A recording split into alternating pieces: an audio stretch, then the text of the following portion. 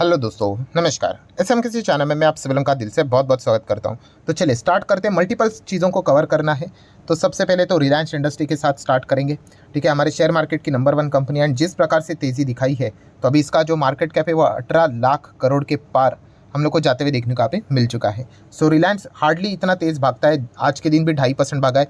कल के दिन की भी अगर हम लोग बात करें, मतलब 2 दिन में ही लगभग 4-4.25% हम लोग को भागते हुए देखने को मिला था। ठीक है, सो इसके पीछे का रीज़न तो गोल्डमैन सैच है। उन्होंने अपना जो रेटिंग है बाय का कंटिन्यू रखा। बाकी ऑयल कंपनीज को उन्होंने क्या कर दिया था, डाउनग्रेड यहाँ पे कर दिया। बट रिलायंस के ऊपर उनका भरोसा अभी भी कायम है। एंड इसी चीज़ के चलते हम कह सकते हैं दोस्तों, मुकेश अंबानी हम कह सकते हैं $100 बिलियन का जो नेटवर्थ रहता है, जो क्लब रहता है, उसमें हम लोग को शामिल होते हुए देखने को यहाँ पे मिल चुके हैं। ठीक है, ये चीज़ें प्लस माइनस हमेशा होती हुई देखने को मिल जाती है।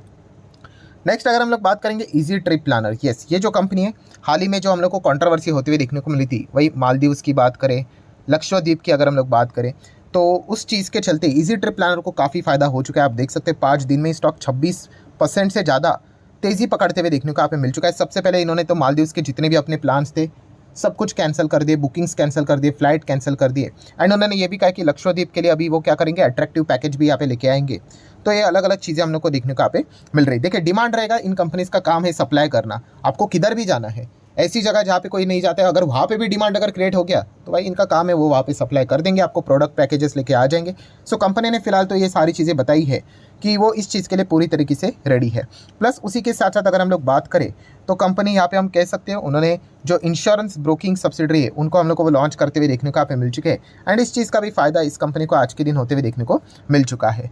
नेक्स्ट अगर हम लोग बात करेंगे IDFC फर्स्ट बैंक, आज के दिन 3-3.25% भागा। ठीक है, इनके लिए तो नंबर्स काफ़ी इंपॉर्टेंट रहेंगे। लॉन्ग टर्म के लिए कंपनी देखा गया तो एक एवरेज रिटर्न देने के हिसाब से काफ़ी अच्छा परफॉर्मेंस करेगी। बट फिर भी एक लेवल को तोड़ने के लिए, बोलते हैं ना, एक बड़ा बाइंग आने के लिए, जो बड़ा वॉल्यूम बनने के लिए, ठीक है, खास करके बड़े लोग आने के लिए क्या चाहिए, हाँ, कुछ ना कुछ बड़ा रीज़न मिलना चाहिए। फिलहाल तो ये कंपनी मर्जर के प्रोसेस से चलती हुई देखने को मिल रही है, तो उसके लिए तो टाइम लगेगा ही लगेगा। एंड ऐसे माहौल में अगर बड़ी बाइंग आनी चाहिए तो क्वार्टरली कुछ तो आपको एकदम बड़ा धमाका करना पड़ेगा। सो इस वक्त देखना पड़ेगा कि Q3 के नंबर इनके कैसे आते हैं।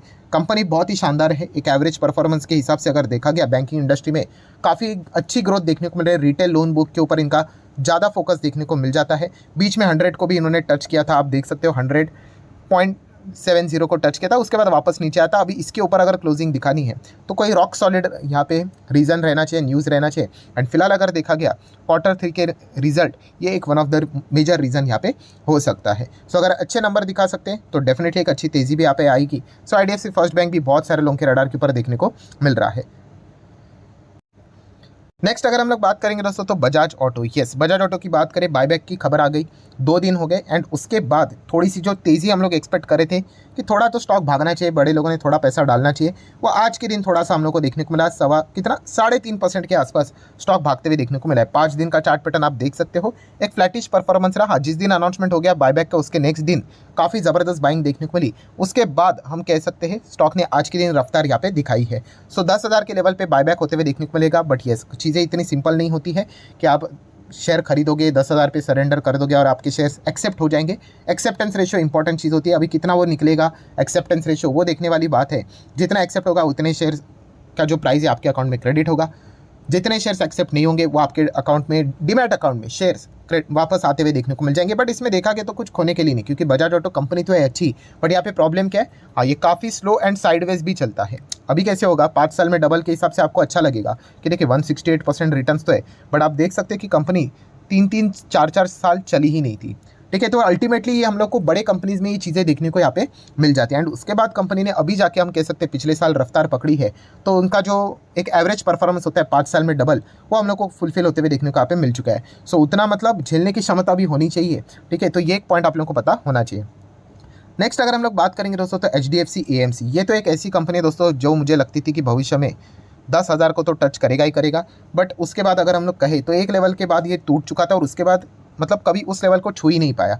सो अभी वापस हम लोग को HDFC AMC उस लेवल को टच करते हुए देखने को यहाँ पे मिल सकता है। उसकी बातचीत होते हुए देखने को मिले और एक रीज़न चाहिए, बोलते हैं ना, तेज़ी आने के लिए, भागने के लिए। इसके पहले भी इसके नंबर अच्छे देखने को मिलते थे। अभी इस वक्त की बात करें तो बॉटम लेवल से आप देख सकते हैं अच्छी तेज़ी भी देखने को मिली है। और ये जो पुराने लेवल से, ठीक है, उनको भी तोड़कर यहाँ पे ट्रेडर्स भी घुस चुके हैं, बिकॉज ऑफ वो ब्रेकआउट हम लोग को देखने को मिल चुका है। स्टॉक काफ़ी अच्छा कर रहा है एंड कंपनी के जो नंबर्स भी थे वो भी काफ़ी इंप्रेसिव है। रेवेन्यू में 20% की जंप है, नेट प्रॉफिट की बात करें तो 32% की जंप है, 488 करोड़ का प्रॉफिट आज के दिन HDFC AMC ने यहाँ पे दर्ज किया है। देखिए इसके पहले भी ये कंपनी अच्छा ही परफॉर्मेंस दिखा रही थी, बट जैसे कहा कि जब तक बड़ी बाइंग आती नहीं है स्टॉक मूव नहीं होता है। ITC भी कोई खराब कंपनी नहीं थी, बट कई सालों तक वो एक ही रेंज में चल रही थी। सो HDFC AMC हम लोग जरूर कह सकते हैं, अगर ये वाला लेवल टूटा, कौन सा, ये वाला जो एकदम उसका टॉप बना था, तो हम कह सकते हैं काफ़ी और भी ट्रेडर की ओर से ज़बरदस्त बाइंग यहाँ पे आ सकते हैं। कंपनी फंडामेंटली तो स्ट्रांग है, but yes time value of money के हिसाब से जितना रिटर्न इसने देना चाहिए था वो अभी तक वो डिलीवर नहीं कर पा रही थी। बट कोई बात नहीं, अभी हम कह सकते हैं बहुत ही शानदार रिकवरी देखने को मिल रही है। ठीक है, शेयर मार्केट से जुड़े हुए जितने भी कंपनीज हैं उन्हें धूम धड़ाकेदार रिटर्न दे दी। BSE की बात करें तो उन्होंने कमाल के रिटर्न दिए हमें, CDSL की बात करें जमकर पैसा बरसा दिया, एंजल वन की बात करें, शेयर इंडिया की बात करें, ठीक है जितने भी है, ठीक है कैंप्स भी अगर देखा गया तो 3 साल में डबल करके दे दिया। बट AMC वाले स्टॉक्स ने काफ़ी निराशा दिखा दी, बट अभी जाके हम कह सकते हैं एक वापस इनमें मौका बनते हुए देखने को मिल रहा है। सो अगर यहाँ पे ब्रेकआउट के ऊपर ब्रेकआउट अगर होते जाते हैं तो HDFC AMC काफ़ी अच्छा परफॉर्मेंस दिखा सकता है, क्योंकि इनके नंबर्स भी काफ़ी शानदार देखने को यहाँ पे मिल चुके हैं।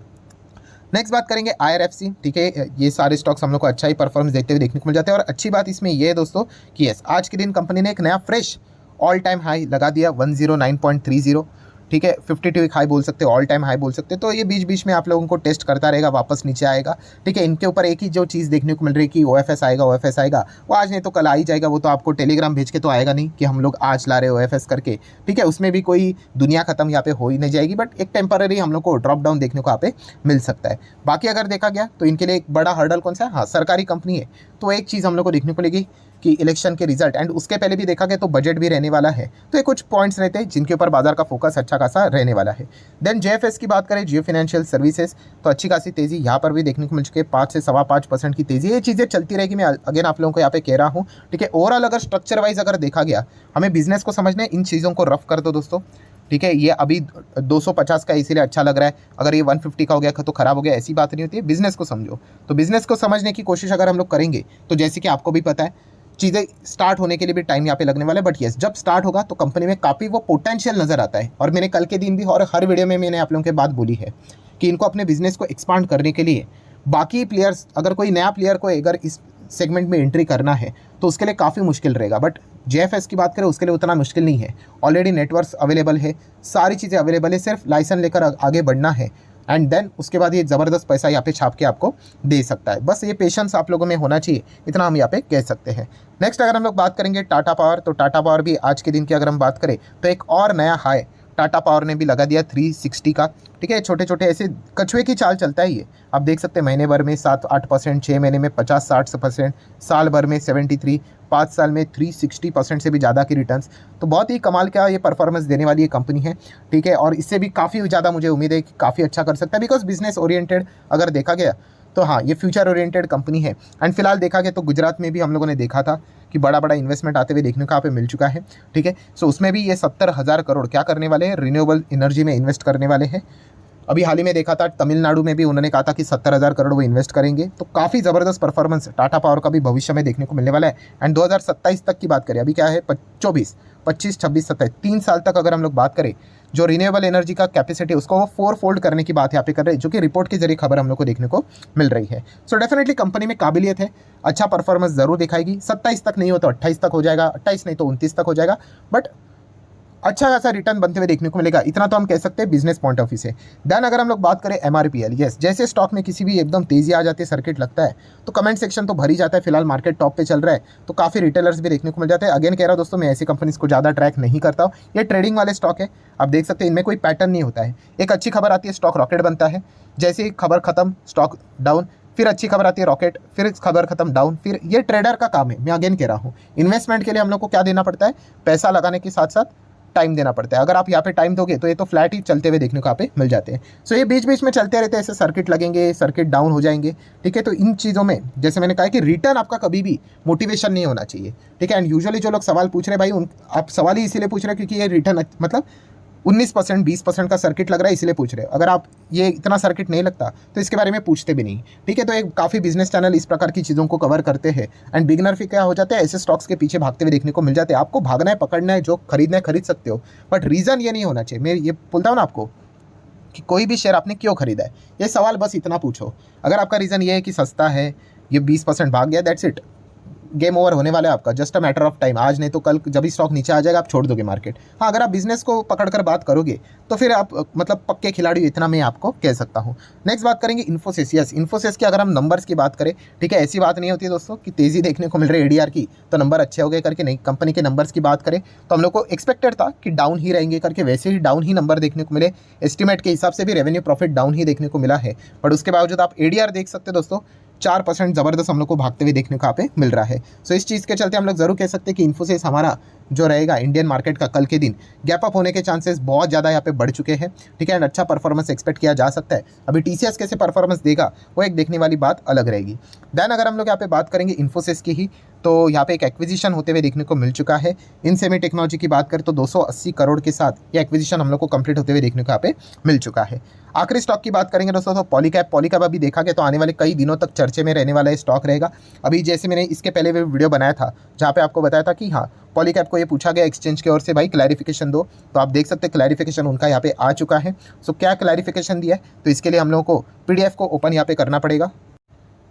सो ठीक है, ये आप देख सकते हैं, देखिए क्लैरिफिकेशन में उन्होंने कुछ बातें बताई है और अल्टीमेटली दोस्तों उन्होंने वही पॉइंट्स को वापस यहाँ पे दोहराया है कि हाँ, हमारे ऊपर रेड पड़ी थी, ठीक है। उसके बाद हम लोग को मीडिया रिपोर्ट प्रेस रिलीज़ में देखने को यहाँ पे मिल गया कि यहाँ पे 1000 करोड़ के आसपास जो अनडिस्क्लोज या फिर हम कह सकते हैं अनअकाउंटेड यहाँ पे सेल्स हम लोग को रिपोर्ट करते हुए देखने को मिल रही है। इस प्रकार की चीज़ें हम लोग को देखने को यहाँ पे मिल रही है। बट पॉलीकैब ने यहाँ पे कहा है कि हम जितना हो सके इनकम टैक्स डिपार्टमेंट को जो चीज़ें उनको यहाँ पे चाहिए हम लोग यहाँ पे कोऑपरेट करेंगे, ठीक है। कंपनी ने ये भी कहा है कि इस चीज़ का हमारे फाइनेंशियली जो कंपनी का जो पोजीशन है उसके ऊपर कोई भी एडवर्स इंपैक्ट नहीं पड़ेगा, कोई नेगेटिव इंपैक्ट नहीं पड़ेगा, ये कंपनी ने कहा है, ठीक है। मानना है नहीं मानना है वो हर किसी का अपना अपना एनालिसिस। एंड देन अगर हम लोग बात करें तो कंपनी ने कहा है कि आने वाले समय में जो भी कुछ होगा उसको टाइम टू टाइम वो क्या करेंगे, एक्सचेंज को इस चीज़ के बारे में रिपोर्ट यहाँ पे करते रहेंगे। सो ये भी पॉइंट उन्होंने फिलहाल तो सामने यहाँ पे रखा हुआ है। एंड कंपनी के सबसे इंपॉर्टेंट चीज़ क्या है दोस्तों, कॉर्पोरेट गवर्नेंस, ठीक है, ये सबसे इंपॉर्टेंट चीज़ है। कॉर्पोरेट गवर्नेंस मतलब कंपनी कितनी एथिकली मतलब अच्छी है, बिना मतलब ऐसे कोई घपलेबाजी यहाँ पे काम करती है। तो कंपनी ने कहा है कि भाई हम एथिकली ही है एंड जो भी कानून रहता है उसको फॉलो करने वाली ही हम लोग कंपनी है। एंड कॉर्पोरेट गवर्नेंस प्रैक्टिस की बात करें तो उसको हम लोग बेस्ट लेवल पे यहाँ पे मेंटेन करते हैं। सो कंपनी ने अपने साइड से यहाँ पे क्लैरिफिकेशन यहाँ पे दे दिया है। अभी देख लेते हैं आगे क्या आउटकम निकल कर आता है। जैसे कि आपको पता ही है कि दो ही चीज़ें हो सकती है, कंपनी इस चीज़ को एक्सेप्ट कर लेगी, ठीक है, एंड अगर जो भी फाइन बनता है वो यहाँ पे कर सकती है, या फिर सेकंड अगर कंपनी कहती है भाई ऐसा कुछ है ही नहीं, ये 1000 करोड़ की ये बातें यहाँ पे कर रहे हैं, ऐसा तो है नहीं, हम लोगों ने सारा जो रिकॉर्ड था उसको प्रॉपरली दिखाया है, कोई लाइबिलिटी बनती नहीं, तो फिर वो मामला तो हम लोग को कोर्ट में जाते हुए देखने को मिलेगा। फिर आपको पता है आउटसाइड बैलेंस शीट वो एक आइटम बन जाएगा as a contingent liability. And फिर उसके बाद देखना पड़ेगा कि कोर्ट में कौन जीतता है करके, तो वो लंबी बैटल भी देखने को यहाँ पे मिल जाएगी। तो ओवरऑल कंक्लूजन तो एक ही निकलता है कि फिलहाल तो यहाँ पे अभी स्टॉक में हम लोग को अनसर्टिनिटी देखने को मिल रही है। इसको हम लोग एनालिसिस नहीं कर सकते कि क्या एनालिसिस करने का, एग्जैक्टली क्या आउटकम निकलने वाला है करके, ठीक है। तो जैसे जैसे खबरें अभी निकल कर आएगी उस हिसाब से स्टॉक में हम लोग को आगे मूवमेंट देखने को यहाँ पे मिल जाएगा। सो ठीक है दोस्तों, जितने इंपॉर्टेंट खबरें थी सारे यहाँ पे कवर कर ली। वीडियो हेल्पफुल लगा होगा तो चाहो तो लाइक एंड शेयर कर सकते हो। मिलते हैं नेक्स्ट वीडियो में, तब तक के लिए बाय बाय।